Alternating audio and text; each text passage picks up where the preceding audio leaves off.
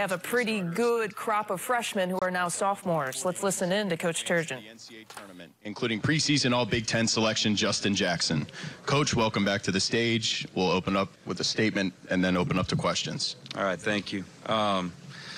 Great to be in New York. Love this city. I've got a lot of great memories as a player and as a coach in this city. So it's good that we're bringing the tournament to the Garden.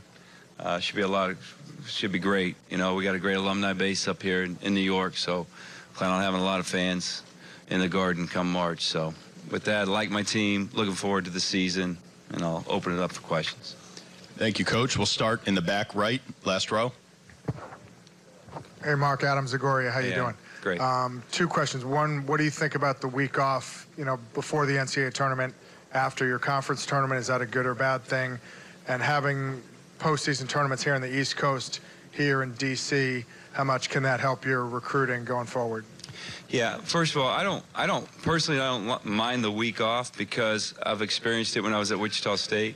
It actually really helped us. Going into that tournament, we were able to get fresh, put in a lot of new plays. We could disguise a few things, steal a few buckets, so to speak. So I don't have a problem with it. Ask me in March if we're lucky enough to be in the tournament. I might have a different answer, but my experience has been positive.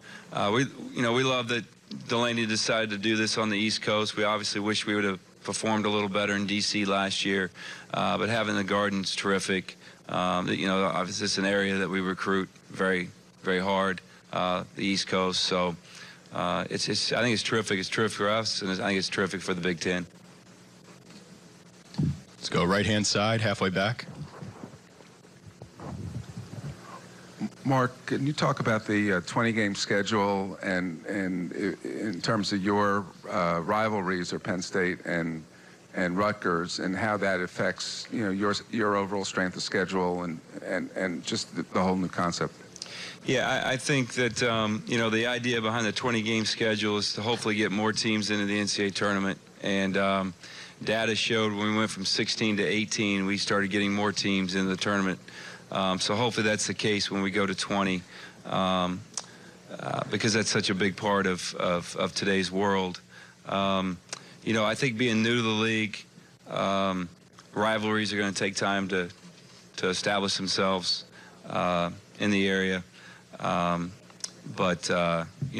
Pat's doing a terrific job at Penn State, and Steve's going to do a great job at Rutgers. So if those do become our rivals, I guess we're going to play more local games. I'm not sure the real breakdown, but got a lot of respect for their programs.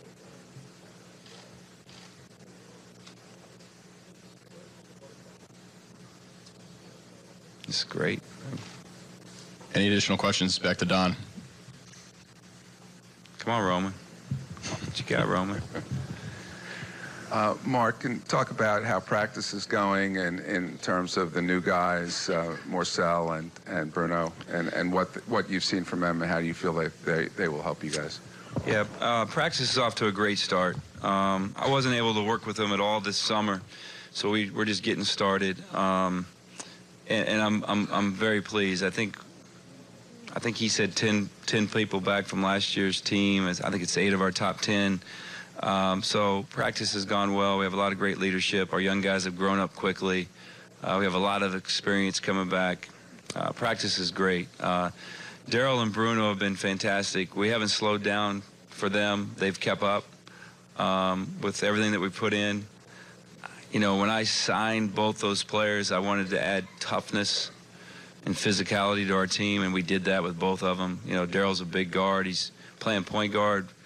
Played point guard on his AAU team, did not for his high school team. He's got a lot to learn there, but he's got Anthony up in him every day, which is hard. Anthony's obviously pressuring the ball, but Daryl's doing a terrific job, really doing a great job. Worked hard on his shot. He's shooting the ball well, and he's going to be a great defender for us also. Bruno's a kind of a guy that we really haven't had since I've been at Maryland, just a 6'9", really strong, hard-playing, really, really good basketball player. I mean, he's talented. He can do a lot of things. I think he'll really help us defensively in shot blocking and rebounding, and he runs the floor. He's probably one of the hardest playing and practicing players I've ever coached. And so it's exciting. They're two good pieces. And then we added Sean Obi also, who's a very physical player, transfer player that's made our practices much more physical. Same area, right next door.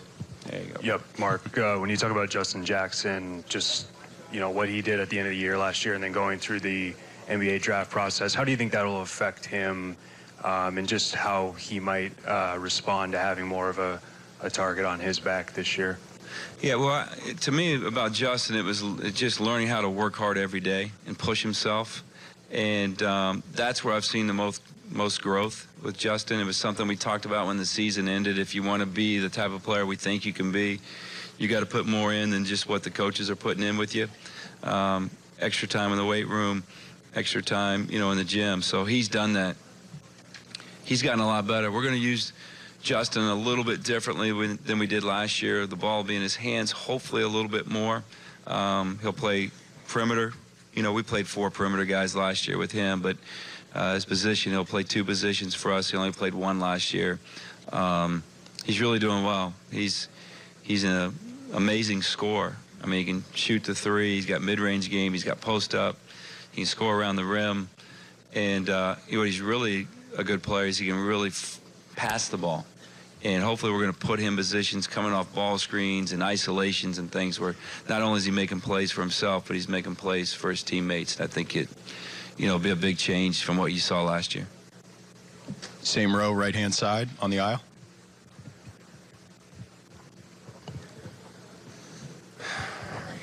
Mark, you said you were going to play Justin at 2 positions, but you didn't specify which 2. Are you going to go bigger with him at the 2 guard or smaller with him at the 4? Yeah, we'll do both. So he'll play wing for us, and we'll have a bigger lineup. You know, as long as we're staying healthy, and then we'll go small.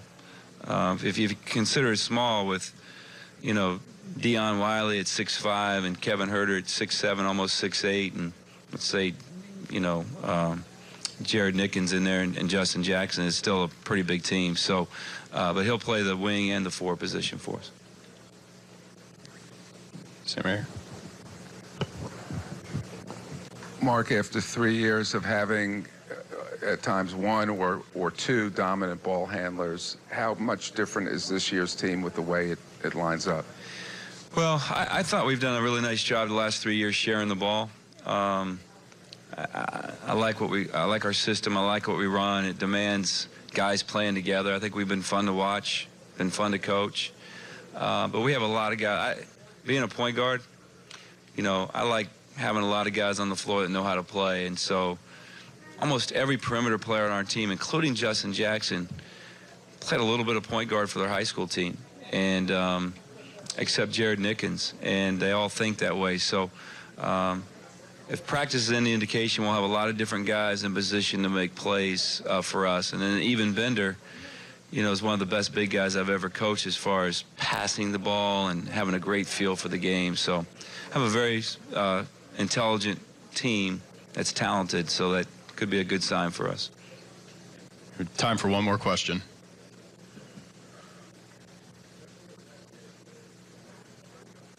Guys are tired. All right. Thank you. Thanks, Coach. Good luck this season.